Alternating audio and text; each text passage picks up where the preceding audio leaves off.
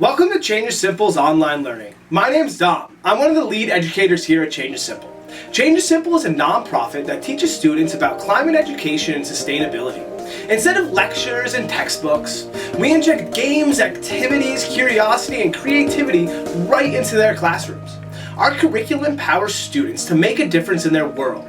We educate about 7,000 students right in their classrooms every year. Now, you can join us right here online for a new series of fun-filled activities that you can do right at home with all of your friends here at Change is Simple. Hope to see you there.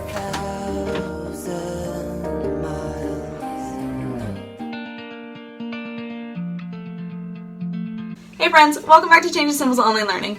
My name's Ashley, and today we're going to be talking a little bit more about one of our forms of renewable energy, solar power. Renewable energy forms are those which will never run out. Other examples include our wind as well as our hydropower.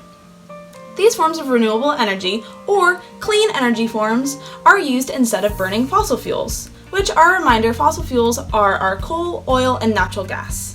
Now when those items are burned to produce energy, they also produce harmful pollution as well as carbon dioxide, which contributes to the warming of our atmosphere and further climate change. We want to avoid that at all costs because we love the planet we live in and we want to keep it healthy.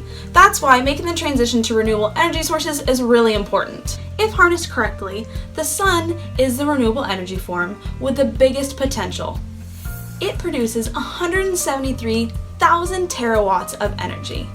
To put that in perspective a little bit, the world's population only uses 15 terawatts of energy to run the whole grid for an entire year. That's a lot of energy that the sun produces then, right? But you might also be wondering, what's the technology behind how we harness the sun's energy? Well, the sun emits light particles known as photons, which are absorbed by the solar panels. The panels convert these photons into electrons using photovoltaic cell technology. After the energy from the photons is converted into electrons, they then travel through conductive wiring to an inverter, which changes the direct current to an alternating current, meaning it converts the raw energy to a form usable for us. The more direct sunlight the panels are exposed to, the more energy they can generate, but it's important to note the panels still pick up photons on a cloudy or stormy days. Solar panels often produce excess energy which can be sent out to the grid for others to use. Energy can also be drawn from the grid when there is a lot of cloud coverage or storms, which prevent the panels from producing enough energy. This means you'll never run out of energy to use because it can be taken from the grid if your panels are not producing them.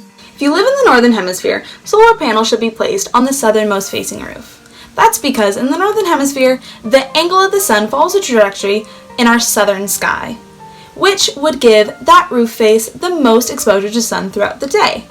But depending on the region you live in and the climate of that area, you might not be the best fit for solar, regardless of how your roof faces. That's because areas like Arizona get exposure to the sun year-round, and areas like Seattle get hardly any, even in their summers. But that's okay, they're always coming out with more technology, and our solar panels have advanced a lot in the last 30 years.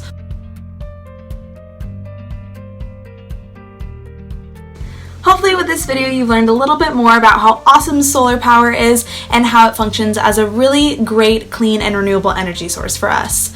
Check today's blog post for an activity where you get to make your own sundial and track the time based off of the shadows that the sun casts.